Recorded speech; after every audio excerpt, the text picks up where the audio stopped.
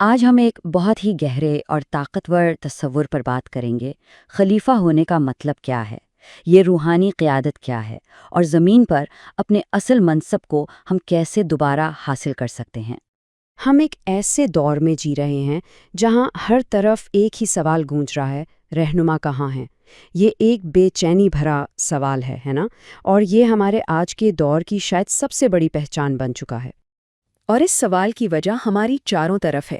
ماحولیاتی تباہی، ناانصافی، کرپٹ نظام، ہر طرف ایک مسلسل غصہ ہے، ایک فرسٹریشن ہے، لیکن ذمہ داری لینے کو کوئی تیار نہیں۔ تو ہم کرتے کیا ہیں؟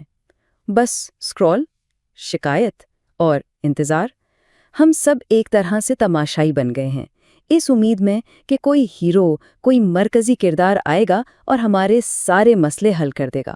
لیکن ٹھیک اسی مقام پر قرآن ہمیں ایک زبردست جھٹکا دیتا ہے، ایک ایسی حقیقت بتاتا ہے جو سب کچھ بدل دیتی ہے۔ وہ یہ کہ کسی کو بھی یہاں صرف انتظار کرنے کے لیے بھیجا ہی نہیں گیا تھا۔ تو آئیے اس بنیادی تصور کو سمجھتے ہیں جو ہمیں تماشائی بننے سے روکتا ہے۔ یہ ایک الہی تقرر ہے، ایک ایسی ذمہ داری، ایک جاب ڈسکرپشن جو ہم سب کو دی گئی ہے۔ قرآن کریم میں ارشاد ہوتا ہے وَإِذْ قَالَ رَبُّكَ لِلْمَلَائِكَةِ إِنِّي جَاعِلُ فِي الْأَرْضِ خَلِيفَةً۔ غور کریں، یہ کوئی استعارہ نہیں تھا، کوئی کہانی نہیں تھی، یہ ایک براہ راست اعلان تھا، ایک حکم تھا، ایک ایسا منصب جو پوری انسانیت کو سونپا جا رہا تھا۔ تو یہ لفظ خلیفہ، اس کا مطلب کیا ہے؟ یہ خلف سے نکلا ہے، جس کا مطلب ہے جانشین ہونا یا کسی کی طرف سے نمائندگی کرنا، یعنی انسانیت کو اس زمین کے اصل مالک کی طرف سے اس کی نمائندگی کرنے کا اختیار دیا گیا تھا۔ جب فرشتوں نے سوال اٹھایا تو اللہ نے وہ راز کھولا جو انسان کی اصل قابلیت ہے، اور وہ قابلیت تھی اسما کو جاننے کی صلاحیت، یعنی الہی صفات کا عکس بننا، کمزوری کے بغیر رحم کرنا، ظلم کے بغیر انصاف قائم کرنا، اور تکبر کے بغیر حکمت کا استعمال۔ اب قیادت کے اس تصور کو سمجھنے کے لیے صوفیہ کا ماڈل دیکھتے ہیں، جو طاقت کے جدید نظریات کو بالکل الٹ دیتا ہے۔ صوفیہ کا ایک بنیادی اصول ہے جو قیادت کی پوری بحث کو بدل دیتا ہے، اور وہ یہ کہ قوم کا سردار ان کا خادم ہوتا ہے۔ قیادت حکمرانی نہیں بلکہ خدمت ہے۔ فرق دیکھیے، جدید لیڈرشپ ایک پیرامڈ کی طرح ہے، اوپر سے نیچے کی طرف، لیکن صوفی ماڈل ایک چرواہے جیسا ہے جو ریوڑ کے پیچھے چل کر سب کی حفاظت کرتا ہے، اور اس کی نظر سب سے کمزور پر ہوتی ہے تاکہ کوئی پیچھے نہ رہ جائے۔ اور یہاں ایک بہت سخت وارننگ ہے۔ صوفیہ کہتے ہیں جو شخص اپنے نفس پر حکومت نہیں کر سکتا وہ کسی اور چیز پر حکومت کرنے کے لائق نہیں۔ اصل حکمرانی باہر نہیں، اندر سے شروع ہوتی ہے۔ خود پر قابو ہی پہلا تخت ہے۔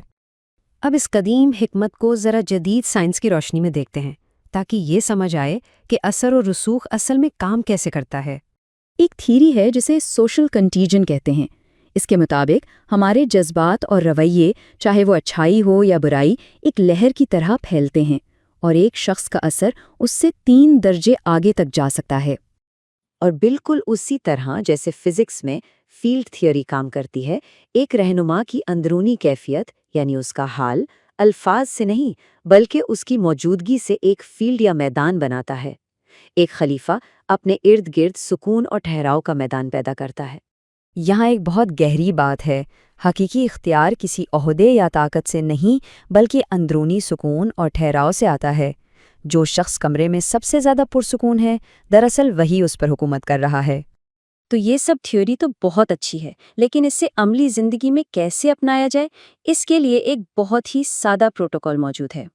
روزمرہ کی زندگی میں خلافت پر عمل کرنے کے یہ 3 ٹھوس اقدامات ہیں۔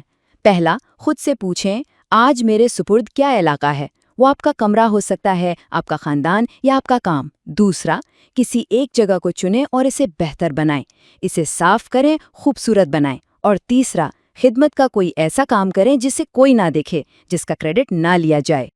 اور جب ہم یہ چھوٹے چھوٹے کام کرنا شروع کرتے ہیں تو یہ صرف کام نہیں رہتے، یہ عمل انسان کی زندگی میں مقصد اور معنی کی گہری تلاش سے جڑ جاتا ہے۔ جب کوئی اس کردار کو قبول کرتا ہے تو اس کی زندگی کا وزن ہی بدل جاتا ہے، اس کا لہجہ حکمرانی بن جاتا ہے، اس کے فیصلے امانت اور اس کا کردار ایک گواہی۔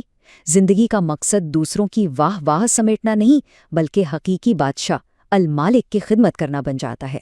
تو اس ساری گفتگو کا نچوڑ کیا ہے؟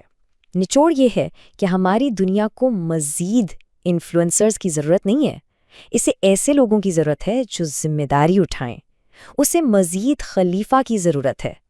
تو آج کے لیے ایک چیلنج ہے، دنیا کے کسی ایک چھوٹے سے کونے کی ذمہ داری لیں اور اسے اس یقین کے ساتھ درست کریں کہ اللہ آپ کی حکمرانی کا مشاہدہ کر رہا ہے، کیونکہ حقیقت یہی ہے، وہ کر رہا ہے۔ لاجک ویوز کو لائک، شیئر اور سبسکرائب کریں۔